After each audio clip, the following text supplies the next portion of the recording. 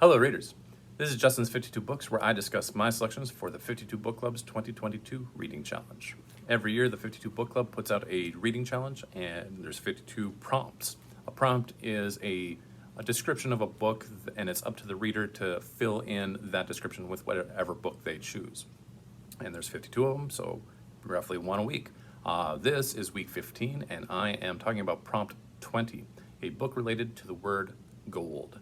The book I'm choosing for this week is How Much of These Hills is Gold by C Pam Zhang, and that was put out in 2020. It's a fairly straightforward prompt, and I probably could have been a little bit more creative with it, but I've been wanting to read this book since it first came out a couple years ago, and I was glad that the prompt came up, and that gave me a chance to revisit that choice I made to skip it at the time. Because like most books, I didn't choose to not read it. It's just that I chose to read other books, and now I get a chance to tackle this one, or I got a chance to tackle this one, and I'm very glad I did. The book describes the lives of Lucy and Sam, two children of Chinese immigrant parents in the American West after the gold rush, but before the Intercontinental Railroad and the connection of the two coasts. The time frame skips around a bunch, which I'll talk more about in a minute, but that creates this sense of vagueness in the book. And the vagueness is there and it's on purpose, and it's quite well done. The family's name doesn't appear. Where they are is in question the entire time until the end when they actually show up in San Francisco. But even more specifically, the section titles are given these identifiers XX62, then XX59, and then there's one that's XX42/XX62. And my impression is that this is done to create a sense that this could have happened any when and thus anywhere.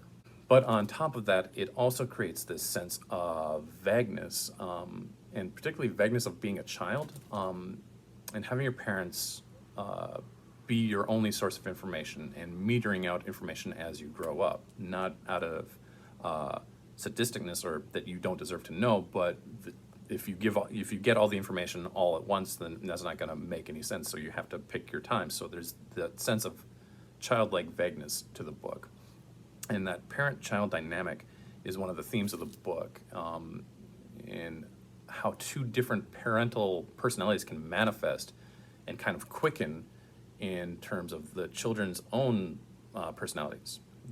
What I mean by that is through the book, the main character Lucy, she kind of becomes her mother as her little sister transitions into her father. At the start of the book, we see these two characters trying to find a place to bury their father.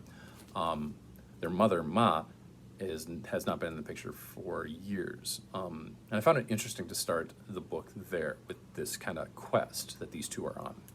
It creates an assumption about the characters, an assumption that goes straight out the window as you move forward in the book. Speaking of assumptions, I also realized that I had come up with my own assumptions about what the book was going to be before I even read it, what these characters were going to be and what the setting was going to be and what was going to happen. And ultimately, my assumptions of the American immigrant experience, both in the past and the present. A lot of this has to do with Ba and Ma's story being told in the third section, but it's not a clear and straightforward process of telling the story, but it's done from the perspective of Ba's ghost, or should I use the term haint, and he fills in the family story. It's a really cool technique that the author uses, and it fits the book really well. Doesn't turn it into a ghost story. It's just this telling and this just another character in the story. I loved the XX42/XX62 section. That's the third part, and it's great. I don't know if I love the ending. It's a modern American Western, so that means it's going to end in tragedy. It's almost as if there's a cultural taboo against happy Western ending. And I kind of wonder if that harkens back to the, confronting the concept of the old white hat, or maybe it's confronting the concept of manifest destiny. I don't know, but there's no happy endings here either.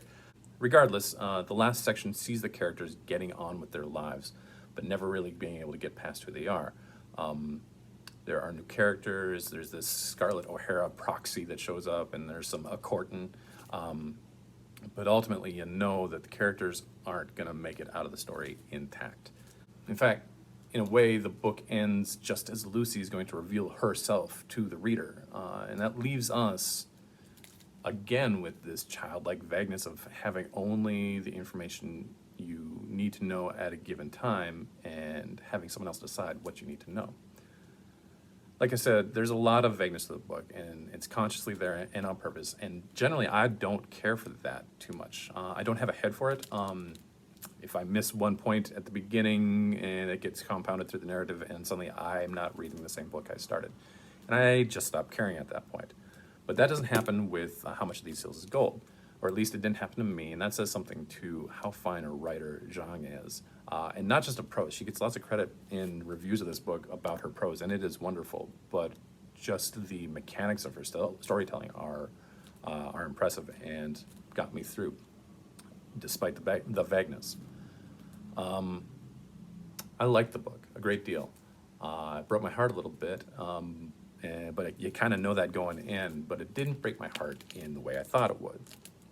Last thing, the online magazine Inside Hook, a little more than a year ago, came out with an article about this book and books like it, and they called that the New Western Canon. And they had like 15 books on there. Louise Erdrich is on there. Percival Everett's book, Assumption, it's an awesome book, is on there.